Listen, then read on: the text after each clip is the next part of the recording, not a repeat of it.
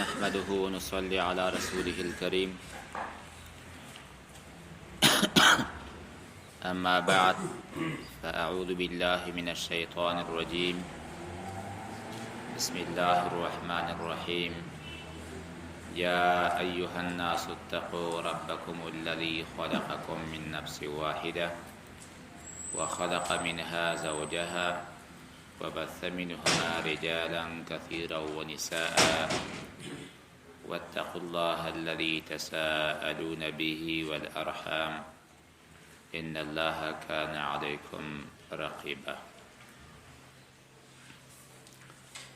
دا سورة نساء وای تسمیه دا کل دا و اسم دا جز سره په دې سورت کې د زنانو د حقوقو او د زنانو د حالاتو بیان ده. ترتیب جمعی د دې سورت سلورم او ترتیب نزولی د دې سورت 92 کلمات د دې سورت 3045 او حروف د دې سورت 14010. مناسبت د دې سورت د مخکې سورت سره. مخکې سورت هم یو مدنی سورت و، دا سورت هم مدنی سورت.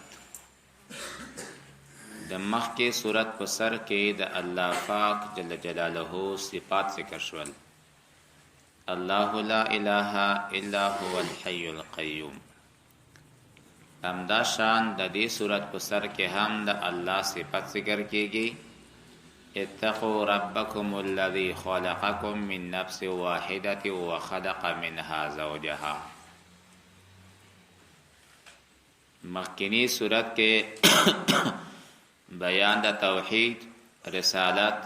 تخویف، بشارت، انفاق، جهاد. همدغه شپږ وړه مضامین به په دې صورت کې هم بیانېږي. مخکې صورت کې په آخر کې الله پاک جل جلاله او فرمایل واتقوا الله. د دې صورت په سر کې الله فرمایي اتقوا ربکم.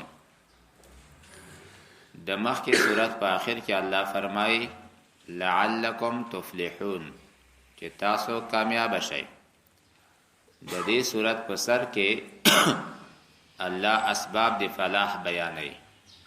کامیاب انسان به هغه وي چې د چا حق ونه خوري، د ښځې حق هم ادا کړی وي، د یتیم غریب مسکین حق هم ادا کړی وي. دغه انسان مفلح او کامیاب انسان ده. بسم الله المتجلى بجمعيته في النفس الواحدة الرحمن بخلق زوجها وبث الرجال والنساء منهما لعمارة العالم الرحيم بأمر التقوى ورعاية حقوقه وحقوق خلقه. چې الله پاک جل جلاله په تقوا باندې حکم کړي او رعایت د حقوق د خلقو او رعایت د حقونو د الله پاک جل جلاله. یا ایها الناس والجن، و انسانانو فریانو د هغه رب نه ویریږئ چې تاسو د یو نفس نه پیدا کړی یې. سوره بقره کې تاسو د آدم علیه السلام د پیدایش واقعه وَإِذْ قَالَ رَبُّكَ لِلْمَلَائِكَةِ إِنِّي جَاعِلٌ فِي الْأَرْضِ خَلِيفَةً په هغه ځای کې واورېدلو. د حضرت آدم علیه السلام چې کومه خاوره پاتې شوه د هغې نه الله پاک جل جلاله خجوره پیدا کړه. د همدې په خاطر باندې خجورې ته زمونږ تاسو عامه ویلی شي. حضرت رسول الله صلی الله علیه وسلم فرمایي اکرموا عمتکم هی النخله. تاسو د خپل عمه احترام وکئ. عما تشهد یا رسول الله صلی الله علیه وسلم هي النخله خجوره ده فانها خلقت من طینه ابیکم آدم دا پیدا شوی د خټې د آدم علیه السلام له همدې وجنا د هغه مشابهت او د انسان سره زیات تا لکه څنګه چې د انسان یو اندام مات شي او مکمل قطع او پرې شي بیا دغه اندام سرخیږي نه همدارنګه د خجوري کومه ونه کومه څانګه چې پرې شي بیا بیرته لګیږي نه انسان کله د تند سره مخامخ شي نو انسان خامخا مري همداسې د خجورو ونه چې زیاتې تند سره روبرو شي هغه وچیږي انسان چې لامبوز دا نه وي او په اوبو کې پټ شي د انسان مري همداشان دغه ونه چې په اوبو کې مکمل پټه شي دا ونه وچیږي همدارنګه لکه انسان چې د یو بل انسان سره یو ځای نشي ترڅو پر یو میوه نه راوړي همدارنګه په دې خجورو کې هم ذکر او انثى دي د هغه طلع یو غټي د نر ونی نه راخستل کېږي او دا د هغه په دې بل ونی کې خودل کېږي د هغه نه بعد لدينا خجوري پیدا کېږي دا یو شجره مبارکه ده ورسته براشي په دې آیت کې الم تر كيف ضرب الله مثلا كلمة طيبة كشجرة طيبة أصلها ثابت وفرعها في السماء مسلمان باید د همدې ونی په شان باندې مضبوطی ولې مضبوطه عقیده مضبوطه تنا مضبوط اقرار مضبوط څانګې مضبوط عمل خجوري په هر آن کې خوړې کیږي مسلمان باید په هر آن کې د الله پاک عابد وي او عمل والا وي الله فرمایي چې تاسو د یو نفس نه پیدا کړی وخلق منها زوجها آدم علیہ السلام جنت تلاړو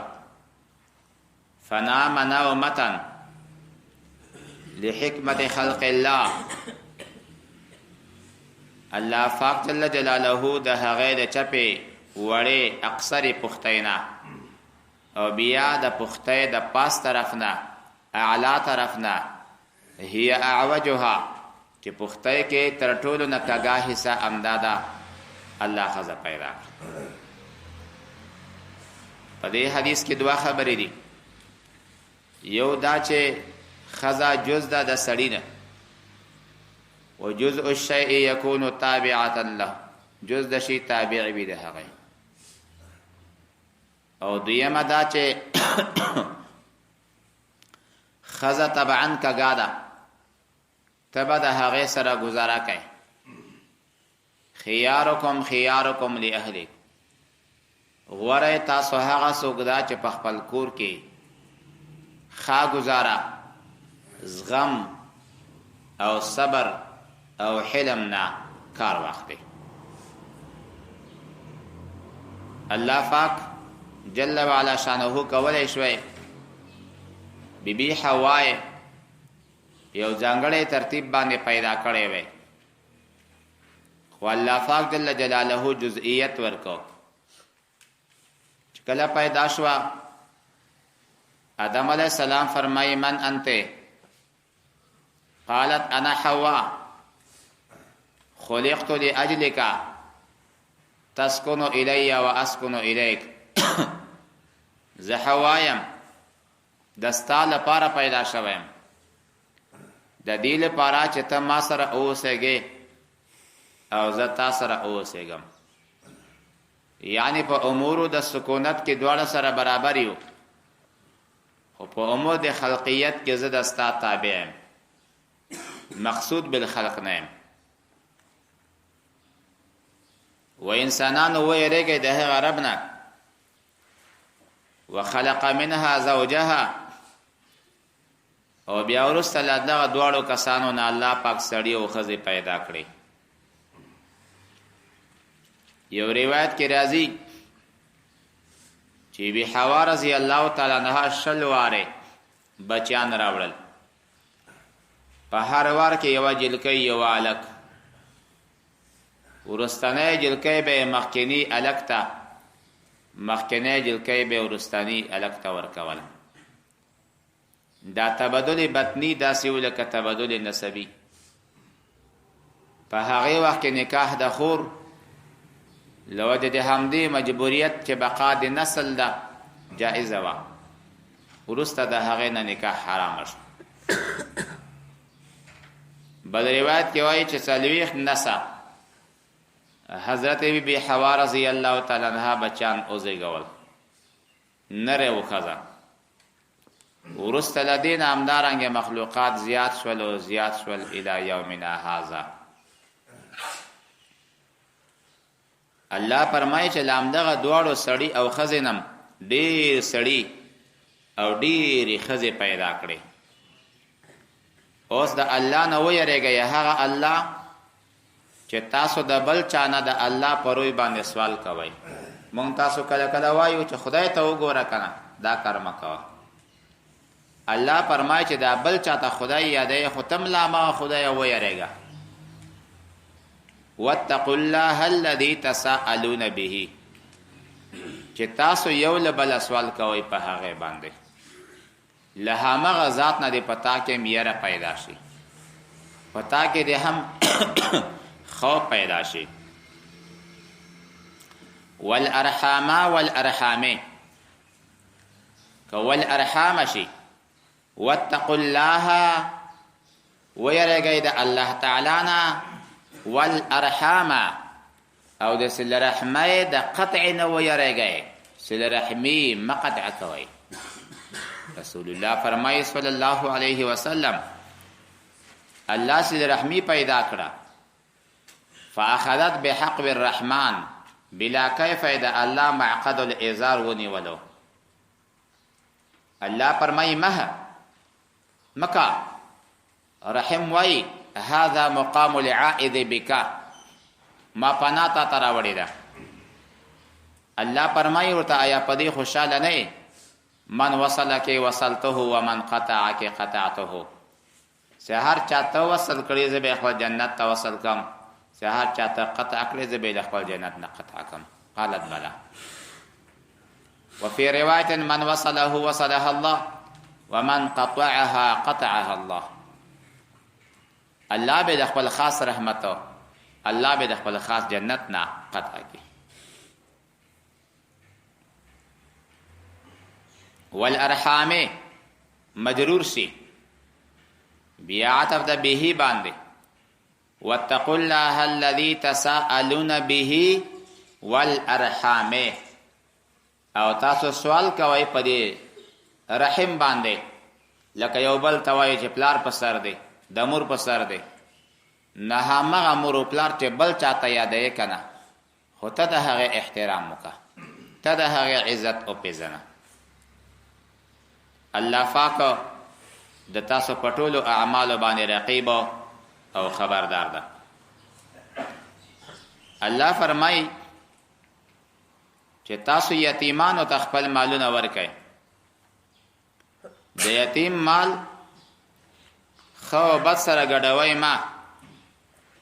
چې حتی تاسو د خپل مردار مال د یتیم د پاک مال په عوض کې ورکئ. د یتیم نه یو روغه روپۍ راخلي بیکاره ورکئ. نو روا چې هو درهمون بدرهمن. د یتیم یو پسه دا 6000 قیمت لري، ایتا یو پسه دا 12000 قیمت لري، چې بس هیڅ پروا نه کوي، خیر ده، هغه د ما ده، ایتا هیڅ پروا نه لري، خیر ده، ته خو نه وررمه. الله فرمایي ولا تتبدل الخبيث بالطيب. تاسو د یتیمانانو مالونه د خپل مالو سره مجموعه مخورئ. مگرم که تاسو په نیت کې اصلاح وو قل اصلاح لهم خیر مخکې آیت تیر شو اصلاح بیا غوره ده چې یتیم سره په خپل اندازې باندې خرچه اچي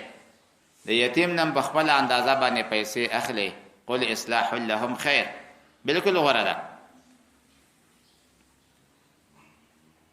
الله فرمایي دغه خوراک د مال د یتیمو په غرض د افساد باندې حبا کبیره ډیره لویه ګناه ده ځکه یو خو د بنده حق ده بل دا صغیر ده بل دا بې پلاره ده نو د یتیم مال خوراک خو ډیر لوی جرم او ګناه ده او که تاسو یریږئ چې مونږ یتیمانانو کې به عدل ونکو د دغه آیت مناسبت فانکحوا ما طاب لكم د دې آیت سره یا خدا چې لکه څنګه یتیمان د مرحمت د شفقت لایق دي نامدارنګه زنانه وي هم د رحمت او د شفقت او د صله رحمه لایق دي یتیم هغه بې وزله ده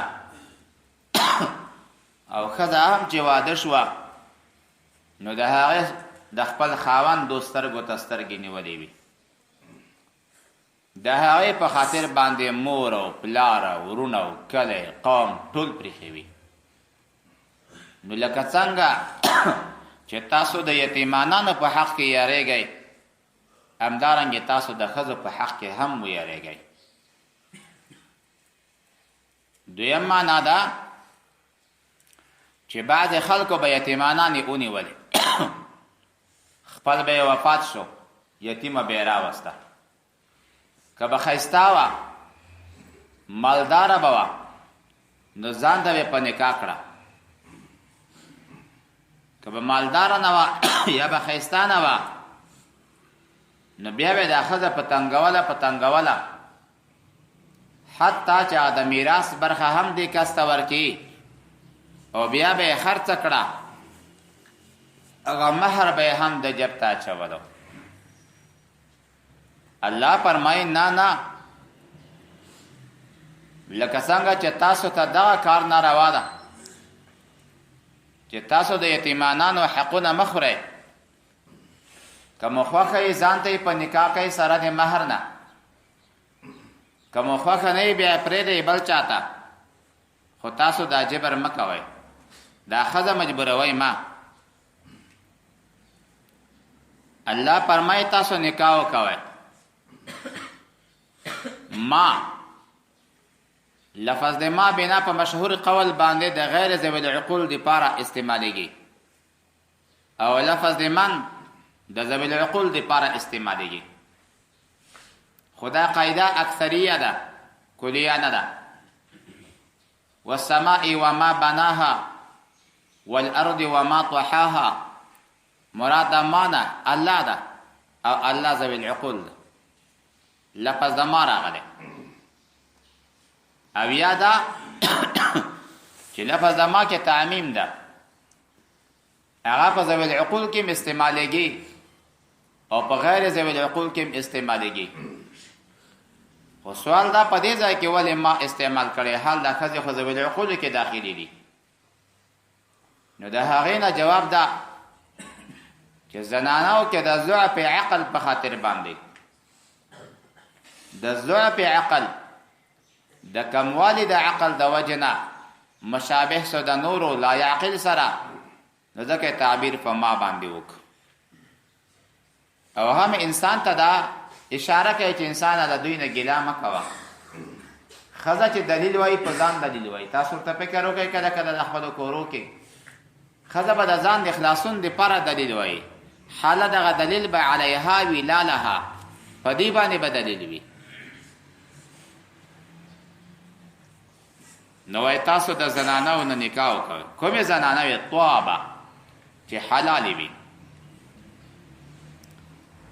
څومره زنانه یې وکړو فرمای مسنا مسنا، دوا دوا. ما مخکې درته ویلي چې یو په عدد کې داخل نه ده، ولی عدد نسب مجموع الحاشیتین ته ویلی شي. الله پاک له دونه شروع کوي. دا یوه دا په مرتبه د عدم کې ده، یوه خو هیڅ هم نه ده، یوه ښځه نه ښځه.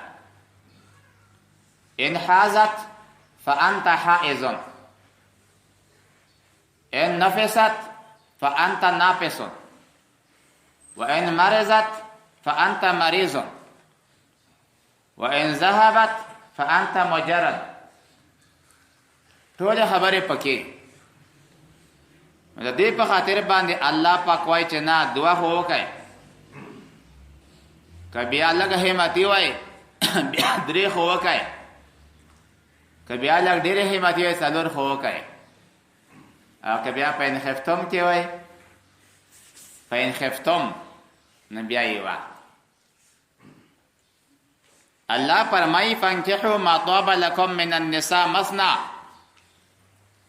دعا دعا، وثلاثه درې درې، ورباع معدول ده د اربعتن اربعتن، د ثلاثتن ثلاثتن، د اثنين اثنين. خو فین خفتم الله تعدلو، که تاسو یې چې موږ به عدل ونکو، د ښځو منځ کې به صحیح انصاف ونه چلو، په دې یریدی بیا فواحدتن، بیا یوه ښځه وکړه. د دې آیت شریف نه معتزله وایي چې نه ښځې کول په یو حالت کې جمع کول د نو ښځو دا روا دي. دوی د واو د جمعیت لپاره بولي. دوا جمع درې، جمع څلور نه. خوارج د دې آیت نه اتلس ښځې ثابتوي، ولې دغه اثنا مثنا دا معدول ده د اثنين اثنين، اثنتين اثنتين نه په معنا کې دوا دوا دوا. مثنا معنا دوا دوا، نو دوا دوا څلور، یعنی په اعتبار د معنا سره مکرر ده. درې درې شپږ، شپږ او څلور لس،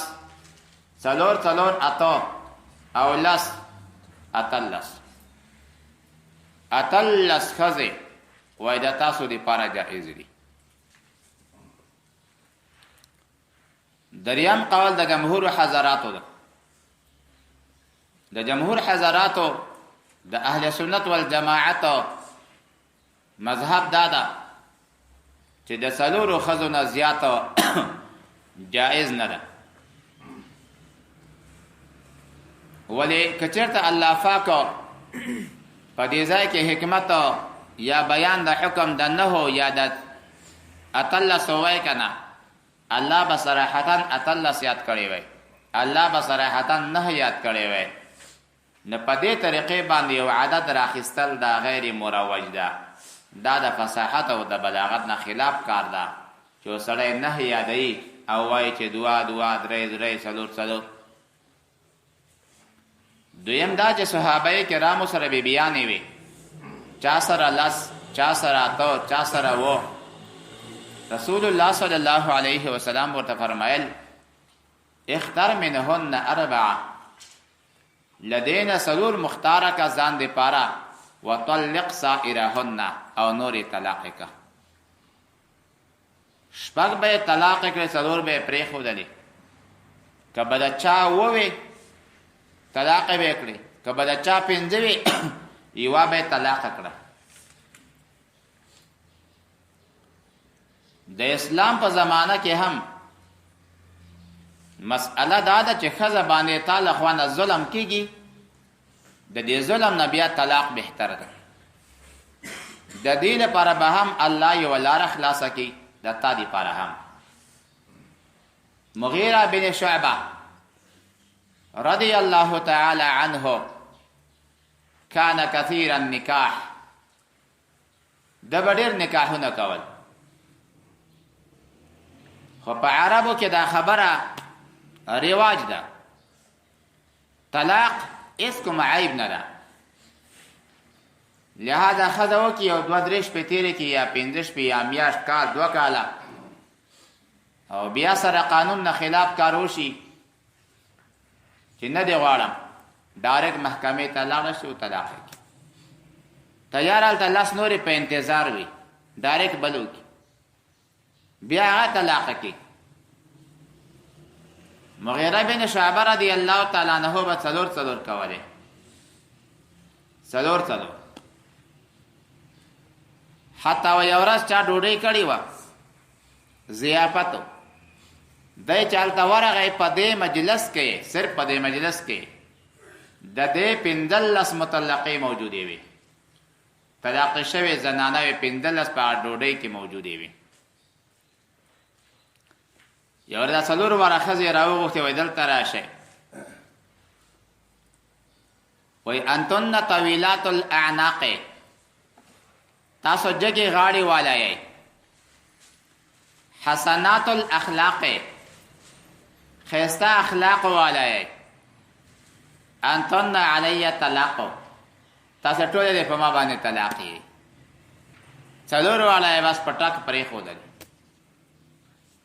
څو ورځې بعد یې څلور نورې وکړ. د داسې معاشرې نه چې شپه ورځ په غمګنۍ کې وي بیا طلاق بهتر ده. حضرت عمر رضی الله تعالی عنه هغه فرمایي چې رسول الله صلی الله علیه وسلم فرمایي ښه نیکه نرم اخلاق والا ښځه اولاد زیږونکې د خپل خاوند سره محبت لرونکې وای دا د الله لخوا نه یو نعمت د ایمان نه وروسته عظیم نعمت دا ده چې الله پاک زوجه حسنه نیکه ښځه الله چاته ورکړې وي. او یوه وای داسې یوه ښځه ده بد اخلاقه بد زبانه بې اولاده بې محبته بې مینې وای بس الله پاک د جهنم د عذاب نه وروسته لوی عذاب همدغه ښځه ده چې الله د چا په غاړه کې وراچولی وي الله دې ترنه خلاص کړي. عمر فاروق رضی الله عنه فرمای وای ښځې 3 قسمه دي. یوه داسې ښځه ده اخلاق نرم دي ودوده ده خاوند سره محبت ساتي ولوده ده بچان زیږوي او ژبه هم اوږده نه وي وای دا یو نعمت ده. د خاوند اطاعت کوي. دویم قسم یوه ښځه ده اخلاق برابر نه دي خو نور اولاد زیږوي بس دا هم یوه ښځه ده نو ګزاره به ورسره کوې نو. دریمه داسې ښځه ده غل قمل غیر ودود ولا ولود. و دریم قسم هغه زنانه ده چې بس دوکه‌بازه ده سپږنه ده خیرنه خچنه ده اولاد نه زیږوي ژبه یې پلنه اوږده ده خاوند سره ژبه وباسي محبت د خاوند سره نه لري وای بس الله پاک د عذاب د چا په غاړه کې وراچولی وي نو وی الله پاک دې عذاب نه نجات ورکړي. یو صاحب فرمایي وای د یو بزرګ ذکر کېدلو زه ورغلم سعدي صاحب دا قصه راخلي د بزرګ کور مې چې پیدا کو نو چې ګورم ما دروازه وټکوله بغیر د کومې خبرې نه دروازې له شانه یو نیم درجن کنځلې راته وکړې. ما ویلې خیر ګناه مې څه ده بزرګ غواړم چې تا څه وڅه کړي د پلار د څه وڅه کړي د مور د بزرګو د بزرګ مور و پلار خدایا هم پرې نه ښودل. یا الله توبه توبه. پوښتنه مې بهر او چې بزرګ چېرته ده چې بزرګ خدا سے لاړ چې پسې ورغی بزرګ یې پیدا کو. بزرګ الله دې پتا و رحمېږي دروازې ته ودرېدم د ستا مېرمنه به وه نو ما ته خو ګزاره یې وکړه یو نیم درجن کنځلې یې راته وکړې. هېڅ مې هم ورته ویلې نه و. ده ورته وویل چې وګوره تا دغه یو ساعت د هغې تحمل ونه کو او ما ټول عمر دغه حالت ورسره ده. تا ته یې په درجن کړي ما ته یې په سید کړو باندې کوي خو تا په دې کې صبر ونه کو. الله چې ما ته دا کومه رتبه راکړې ده د همدغې وجې نه چې زه صبر کوم دا بختوره ښځه ده د هغې په وجه باندې الله زما درجې اوچتوي. نو وای تاسو که بیا فین خفتم وای یریدئ چې د زنانه و حقونه په ځای نشي بیا پروا نه کوي خیر ده ایوا وکئ. ایک کې ایوا او یا ما ملکت ایمانکم چې د تاسو ښي لاسونه مالکان وي معنا مینځي یعنی که د یوې اصلي حق مو هم ادا کولی نه شوی نو د مینځې حق خو کم ده بیا یې کې یوه مینځه وکوئ چې د ستاسو عفت او عزت ساتلی شوی وي. دا یوه ښځه دا یوه مینځه ادنا د هغه ټیټه درجه ده د دې نه لاندې بله درجه نشته چې موږ د دې عاملین یو. الله تعولو چې تاسو نه بیا ظلم ونه شي.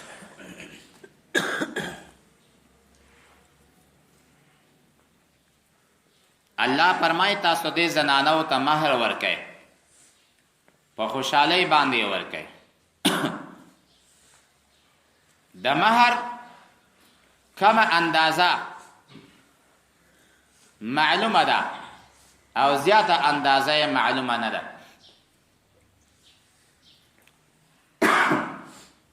په کم کې اختلاف ده. امام شافعی رحمت الله تعالی علیه فرمایي هر هغه شی چې صلاحیت د بیع لري هر هغه مبيعه چې په دې کې صلاحیت د بیع او د قیمت وي که هغه 15 روپۍ کې 1 روپۍ وي هغه عوض د نکاح هم ګرځېدی شي. لہذا مونږ تاسو یو پاپړ په 15 روپۍ اخیستی شو په 2 روپۍ اخیستی شو یوه ژاوله په 1 روپۍ اخیستی شو. شافعي صاحب فرمایي چې په 1 روپۍ باندې ښځه کېدی شي په 15 روپۍ هم کېدی شي په 10 روپۍ هم کېدی شي. د دوی لپاره دلیل هغه حدیثونه دي چې چا خاتم من حدید او تا چا یو وخی یا چا یو کم شی نعلین او چا څادر په مهر کې ورکړی و اجاز نکاحها. د یو حدیثونه زمون جواب یو مهر معجل ده دا چا چې کم شی ورکړی دا حمل ده په مهر معجل باندې. مهر معجل دا معنا یو سړی چې کله یو جلکۍ وکي خالی دعا لاسنیوی وشي ایجاب او قبول وشو نو د سړي په جب کې 1000-2000 روپۍ وي نو دا ورکوي چې دا جلکۍ ته ورکوي. نو دا 1000-2000 خو یې مهر نه ده یعنی دا مهر معجل ده چې د ستاسو منځ کې تعلق ټیک شي. او یا سبا بل ورځ ته چې ګورې یو جوړه کالي وي، دا سینډلې منډلې او دا پوډرې موډرې وي، دا خو مهر نه وي. همدارنګې دغه صحابه چې کوم ځای کې د لسو نه کم مهر راغلی دا حمل په مهر معجل باندې مهر غلا سر ته کېده، دا خالی مقدمات دي. امام ابو حنیفه رحمه الله فرمایي چې مهر به 10 روپۍ وي کم نه کم دراهم، او په دې باندې دلیل پیش کړي. یو دا آیت قد علمنا ما فرضنا عليهم في ازواجهم، فرضنا تقدیر توای، اندازې توای. اگر چې د دې آیت نه جواب شوی چې دلته مراد د تقدیر نه نفقه مراد ده، مهر مراد نه ده. خو دویم دلیل د احناف دپاره حدیث د رسول الله صلی الله علیه وسلم ده، لا مهر لاقل من 10 دراهم، د 10 روپیو نه کم مهر نشته. په دې حدیث باندې اعتراض شوی. د حدیث کې بشر راغلی وهو راو ضعیف راوی او یحیی بن معین دې لره ضعیف ګڼلی. یروي المناکیر، ناشنا منکر روایتونه، موضوعات روایتونه راخلی. خو علامه ابن حمام رحمت الله تعالی علیه هغه بیرته په دې باندې جواب کړی چې منمه دا روایت به هلته ضعیف وای که د ده لپاره بل پشتیبان بل دلیل موجود نه وای. حال دا د همدې حدیث دپاره د حضرت علی رضی الله تعالی عنه اثر موجود ده. اثر د حضرت علی دا ده چې حضور صلی الله علیه وسلم 10 روپۍ نه کم مهر مقرر نه کو، لکه څنګه چې 10 روپۍ نه کم قطع نه راځي. د غلا په صورت کې د 10 روپۍ نه کم شی وي لاس نه پرې کېږي، نو یو نکاح هم بغیر د کم 10 روپۍ نه کېدی نشي. اثر د حضرت علی د دغه مخکنی حدیث لپاره مؤید شو، لهذا حدیث قابل اعتبار شو. کم د شرعي 10 روپۍ نه به مهر نه وي. 10 روپۍ و مسقال راځي، یو مسقال 4.5 ماسې ده، یوه توله 12 ماسې ده، یوه ماسه 8 رتۍ ده. اوس تاسې وګورئ و مسقال راغی، و ضرب د 4.5 یو 10.5 که څومره راځي؟ یو 10.5 شاوخوا، نو تقریبا څه کم 3 تولې راغلی، څه کم 3 تولې. د که نن سبا توله په 1000 روپۍ وي، نو شاوخوا 200 روپۍ تقریبا د دې مهر راځي. او که توله وه 1200 1500 وي، ولې کلداره ټیټه شوې ده، بیا کېدی شي 4000 ته ورسېږي. د دې نه به کم مهر نه مقرروي. موږ تاسو کله کله د نکاح په مورد چې کومه شپه نکاح تړي، نو د هغه لپاره بس یا 1000 روپۍ مقرره کړي یا 1500. لا یجوز 1500 یا 1000 روپۍ دا نکاح نشي ګرځېدی، عوض د نکاح یا مهر نشي ګرځېدی. کم نه کم به 10 شرعي روپۍ قیمت پوره کوي، کم نه کم به دا شی وي. زیات نه زیات آتیتم احداهن قنطارا، تاسو دې زنانو ته قنطار مال کثیر که ورکوي هم پروا نه کوي. خو عمر فاروق رضی الله تعالی عنہ الا لا تغالوا فی صدقات النساء، د زنانو په مہر کې زیاتوالی مکوئ. اگر چې و زنانه هم جواب ورته وایي چې عمره دا خبره ولې کوي، الله فرمایي آتیتم احداهن قنطارا، وی عمر فاروق وی چې الحمدلله چې زنانه هم د عمر فاروق د خبرې لپاره معارضه ګرځېدی شي. یعنی عمر فاروق دومره د حق تابع ده چې ښځو ته یې هم جرأت ورکړی چې د عمر نه یریږئ ما چې خبر در سره دلیل در سره جواب ورکړئ. خو علاوه د دغې روایت نه هم رسول الله فرمایي صلی الله علیه وسلم بهترین زنانه هغه ده ایسرها مؤونه چې په اعتبار د تکلیف سره کم وي، زحمت کم وي، مصرف کم وي. چې څومره نکاح آسان شي بیا به زنا ورکه شي، چې څومره نکاح سختیږي نه زنا آسانیږي او زیاتیږي. نن په عالم اسلام کې بیا خاص کر زمونږ تاسو د پښتنو په سیمه کې یو لوی ظلم روان دی. ظلم به ځکه ورته وایو چې د دې منشا د ټولو فسادونو همدغه ده. خو زمونږ د قوم نیازي الله د دوی ته اجر عظیم ورکړي، د دوی نکاح آسان ده. 2.5 لکه کلدارې که 3 لکه کلدارې اخلي، هغه بیرته مصرف کی، بس خیر و خلاص. نور خاونده که په سرو زرو کې پټوي که په سپینو زرو کې پټوي د تا یې پیسو، که وچه پې خوري که لنده پې خوري. د هغې ناموس ده، د هغې عزت ده، د هغه بیبي ده، له ځان نه زیات پې لوروي کمې نه لوري. خو دې خوا ته په د عام د خوست په رواج کې نو کم نه کم یو 4 لکه افغانۍ یا 5 لکه افغانۍ یا 5.5 لکه افغانۍ چې نن سبا تقریبا 9 لکو ته رسېږي. او بیا داسې کم نه کم یو 15 توله وي، خو زیات نه زیات 10 تولو پورې سره زر وي. بیا هغه نیم غالبا په دا پلرګنۍ باندې وي او نیم په دا خسرګنۍ باندې وي. نو یو خو وروسته د دې زکات نه ادا کوي، دویم دا چې د میړه کور یې تباه کړو. هغه غریب له ډاره په دکاندارانو ګرځېدی نه شي، د هر دکاندار په ده باندې قرضه وي. او بیا چې لږ نور هم حرکت وکړي د دې منګلو د غرو په طرف باندې لاړ شي، هغوی بیا انصاف کړی ده، خالي 1 روپۍ غواړي. الا لا تغالوا فی صدقات النساء،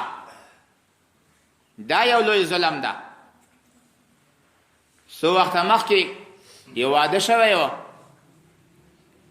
نو بیا ډېر پتنګ کو، نو حتی چې د کور موټر ورته خرڅ کو، قرضه یې ادا کړه. نو داسې ښځه به څه کوي چې هغه ستا کور لوټ کي، کور دې خالی کی، د شرم نه بهر وتلی نه شي. نو لهذا دغه رواجونه یا د دوی په جهاز او سامان کې دومره سامان اخیستل چې یو ډبل بیټو مخکې څه ساده زمانه وه، د کټبون والا کټ به و که نه، خو اوس یو ډبل بیټ کم نه کم 5,000 هم کېدی شي، 6,000 هم کېدی شي، 7,000 هم کېدی شي. خو موږ د دغې نازکې برخې دپاره په 10,000 په 40,000 50,000 یو ډبل بیټ اخلو، یو سنگار میز اخلو، یو بل میز اخلو، دې ته کوچونه وګوره. دا غریب په کوچ څه خبره ده، کاږه چوکۍ سي یا پستې مستې، نه هغه دا څه کوي. دا نه کابل ده نه اروپا ده، خو ساده پاده زندگی ده. که ډېر کوئ خو یوه قالینه که قالینه موقع ده ایرانی پرشونه ورته واخلئ، خو دا ټول اضافه کاري ده. بیا یو نیم پلار خو اخلاص سره لري، هغه تلویزیون نه ته واخلي، ډیش ورته واخلي چې لوري مې خفه نه شي، د یو میړه په ځای باندې داسې سیلونه وکړي، د سلو سیلونه وکړي، هغه له اول نه ورسره بلم ودوي. جنریټر ورته واخله، شمسۍ ورته واخله، ته وایې چې کور کې هېڅ شی هم نشته، تا په انتظار دي. نو کم شی واخله، کم شی مات کا او د جلکې روپۍ دا د قرآن اوس آیت ته دا حرام دي. قدرمنو پلارانو چې تاسو دا پیسې واخیسته 15 لکه روپۍ مو واخیستلې څه مو کړی؟ دا مال چې جلکۍ ته مصرفویم د هغې په اجازې به یې مصرفوي، د هغې خاص مال ده. نو زه خو چې ګمان کوم په دا 15 لکو کې خو 3 لکه به مصرف شي، 2 لکه به مصرف شي. چا اسراف کوي نو ګناه کوي، خو 4 دې مصرف شي. دا نورې پیسې څه شوې؟ دا جیب ته لاړې. الله فرمایي چې دغه پیسې د تاسو دپاره اخیستل حرام دي. لکه په لاره کې چې غلا کوي د چا د جیب نه یې رااخلي، همداسې د جلکۍ له جیب نه دې راواخیستې او ځان ته دې کېښودلې. دا یې تاسو دپاره حرام او ناروا دي. که دغه جلکۍ په خپله خوښه باندې تاسو ته یو څه مهر در وبخلو، په خپله خوښه مجبوره دې نه کړه، تکلیف دې نه کړه، څو د پوی نه کړل چې ولا پیسې را نه کړي، ولقې پوښتنه وکړم، ښې شپې ته یې ولقه راولم، ښه پوی کا. بعد جلکۍ خو پوهېږي هغه خو نه مور ورته وایي یا نوره چې مه کوره کې بیا دښمني راځي، بیا نه درځي، به دې پوښتنه نه کوي، خیوبه ته نه راولي، به ویونې پیغور در کوي. هغه مجبوره شي چې بس پلاره پروا نه کوي، زه یې نه غواړم. دا دې ته لا یحل مال امرئ مسلم الا بطیب نفسه. خو که دغه جلکۍ په خپله وویلې چې خو مېړه مې شته، ژوند مې برابر ده، د دغه پیسو ته زما کوم حاجت نشته، او په خپله چې پلاره څومره شی پاتې شو، ما تا ته حلال در بخلی دي، نوش جانې کا، ځان ته عمره پې وکړه، ځان ته حج پې وکوه، بیا په دې صورت کې به د دغه پلار دپاره دغه مال اخیستل جایز وي. دا مهر حق د زنانو ده، دا د دوی خپل ملکیت ته، او دوی پکې هر قسم تصرف کولی شي کیف شاءت، چې څنګه اراده وي. الله فرمایي که دغه زنانو تاسو ته کوم شی له دې مهر نه وبخلو، بیا خورئ هنیئه. هنیع دا معنا لکه مونږ تاسې وایي دارو دې شه، مرۍ کې دې خښې نه وي، باعث د تکلیف دې نه په دنیا کې. مریعه محمود العاقبت، یعنی په آخرت کې به هم دستانه کوم حساب په دې باره کې نه اخیستل کېږي چې تا د جلکۍ دنیا والي وخوړه. الله فرمایي چې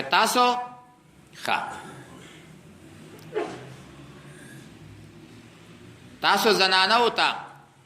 لکه څنګه خپل حقونه ادا کوئ، هغه سپاها یتیمان چې د هغوی دنیا له تاسو سره ده، دغو یتیمان ته په دې کې خرچه ورکوئ، او که دوی له تاسو نه مطالبه کوي چې خپلې پیسې مې دې رایې کا، تاسو دوی ته نیکه خبر وکوئ چې خیر لږ لوی شي، پیسې خپلې در کوم وروره، چې تا خپلې روپۍ دي. خو یاد ساته اوس دغه ماشومان وازمیئ، یتیمان چې کله دوی نکاح ته ورسېدل، یعنی سن البلوغ ته ورسېدل، جلکۍ کم نه کم چې بالغېږي، یا زمونږ تاسو په اصطلاح کې پیغله ورته ویلی کېږي، نو 9 کلنه ده، چې 9 کاله په دې پوره شي او په 10م کال باندې خپاک دي. وقلیل ما هي، داسې جلکۍ ډېرې کمې وي چې په 9 یا 10 کلنۍ کې بالغېږي، ښه صحت غواړي، ښه سلامتیا غواړي، او ښه داسې وجود غواړي چې عیش و نشاط کې ډېره لویه شوې وي، نو کېدای شي هغه په 10 کلنۍ یا 9 کلنۍ کې بالغه شي. او د هلک دپاره کم نه کم سن البلوغ هغه 12 کاله ده. هلک د 12 کلنۍ نه چې تر څو 12 کاله پوره شوی نه وي مخکې دا قابل د بلوغ نه ده. آخري اندازه کچرتا په زنانه کې جامې راغله یا د دې خاوندو جما ورسره وشو حامله شوه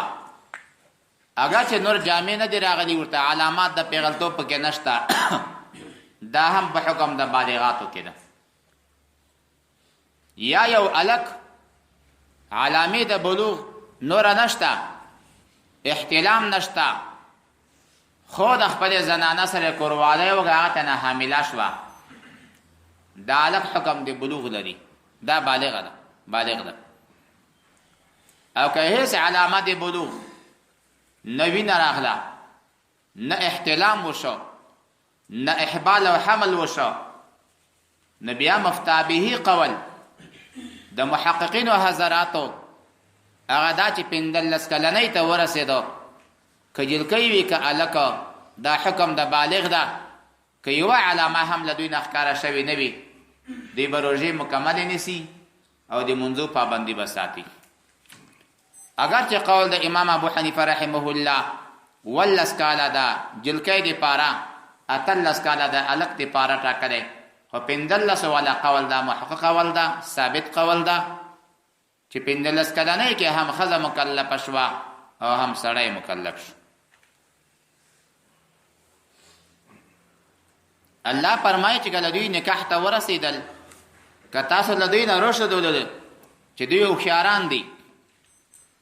د پیسو مصرف باندې پوهېدل نو ورې کوي او که دوی د پیسو مصرف باندې نه پوهېدل ضایع کول یې بیا دغه مال مه ورکوئ یو څو وخته ورته انتظار وباسئ چې ښه هوښیار شي الله فرمایي چې ګورئ چلبازو د یتیم مال کې چل ونه کوي څه معنا یو یتیم ده هغه مثلا 10 لک روپۍ لري دی خوا د دغه متولی چې ده هغه غریب دی سره 1 لک روپۍ دي او دا غریب سره یې څه کوي هغه وایي چې سبا دغه یتیم لوی شي دی به له ما نه سرمایهدار وي زما وراره ده خو راځه غاړې مه بندوه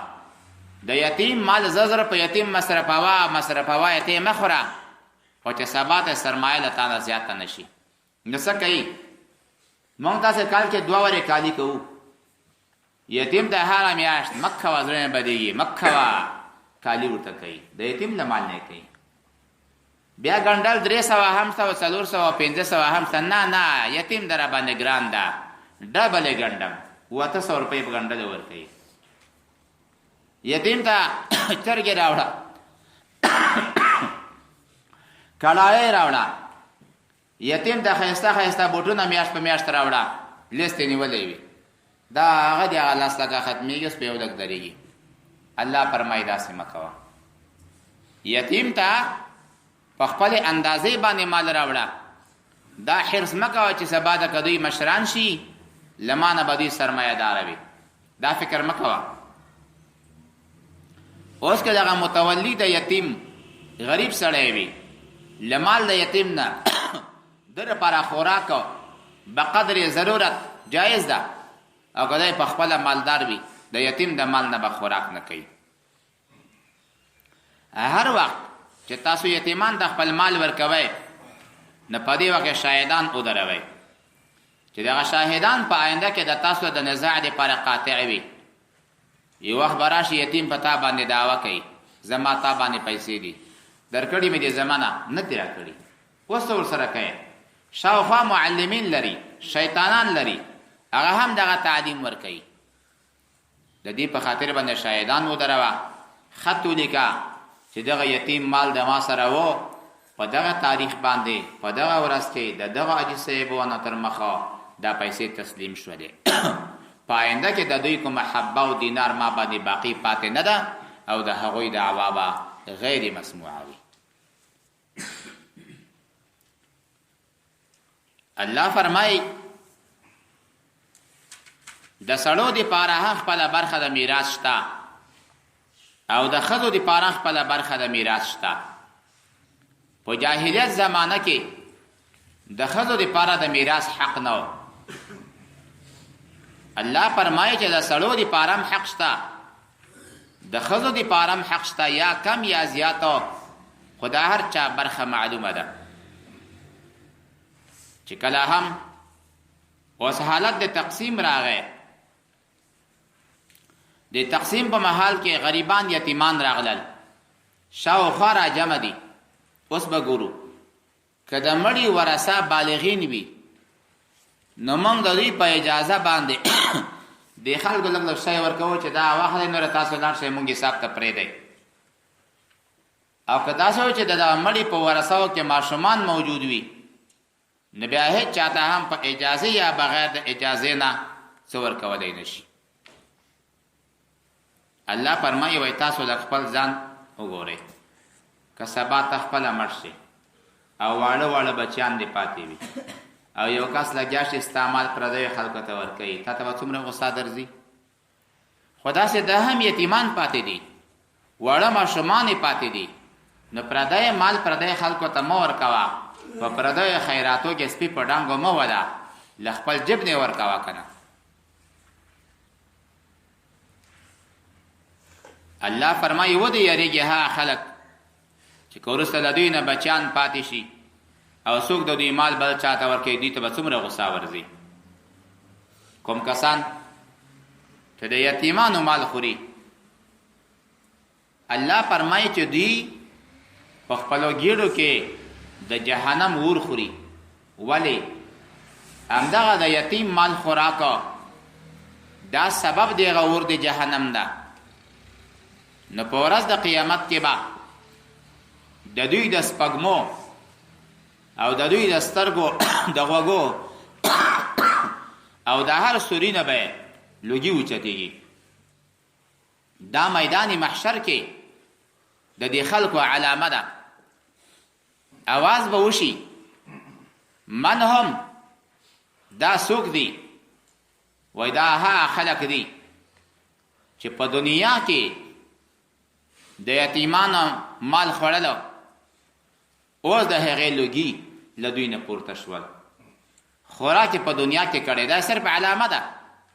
عذاب نوره باقي د جهنم ته روان ده چېرته یو سړي د کوم کور نه غلا کوله نو سړی پرې راویښ شو خو سس پس سړی و جګېدی شوی نه وایي ته څه کوې وایي ډول ویم څه شی کوم وایي دا څنګه ډول ده چې دا اواز نه راځي وی سبا ته به اواز واورې که نه چې ګیز راوچت شو د کور سامان یې وړی اواز یې لا اوس واورېدلو د یتیم مال خوراک په دنیا کې خو د هغې عذاب او لوګی په آخرت کې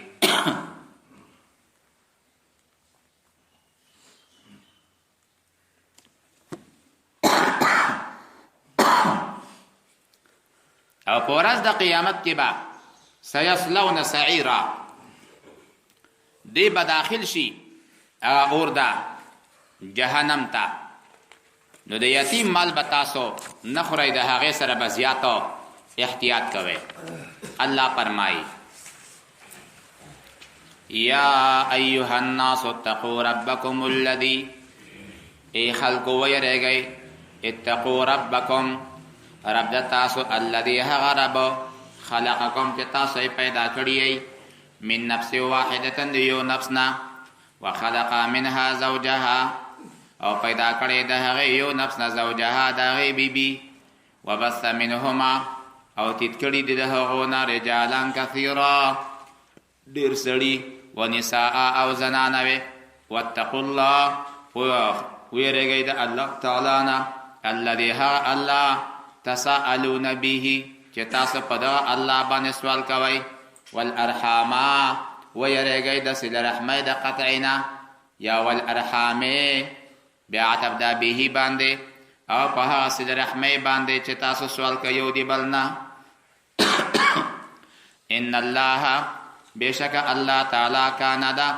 علیکم په تاسو باندې رقیبا خبردار او حافظ ده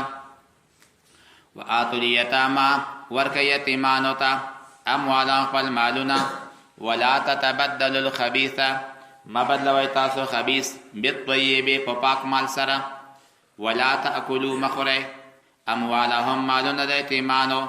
الى اموالکم مضمومتن الى اموالکم انه کان یقینا دا مال د خوراک د یتیم دا حبا کبیرا گناه ډیره لویه و ان خفتم که تاسو یریږئ الله تقسطو چې تاسو به عدل ونه کوئ په الیتاما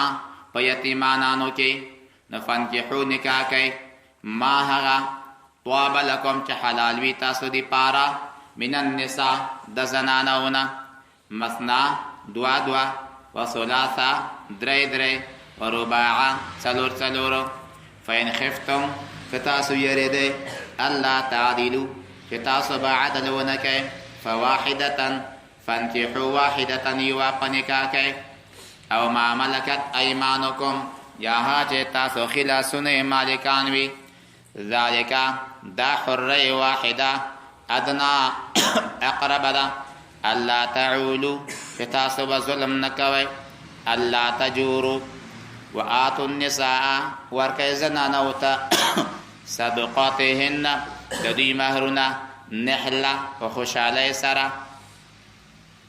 فإن طبن لكم کدی زنانو وبخلې تاسو ته عن شیء منه یو شی له دغه مهر ده په خوشحالۍ باندې طبنه یعنی بخل سره د خوشحالۍ نه نفسا په خوشحالۍ د خپل ځانو فکلوه بیا وخورئ هنیئا خوشګواره په مرۍ کې مخخېږي نه مریئا محمود العاقبت اخر انجام به مخوي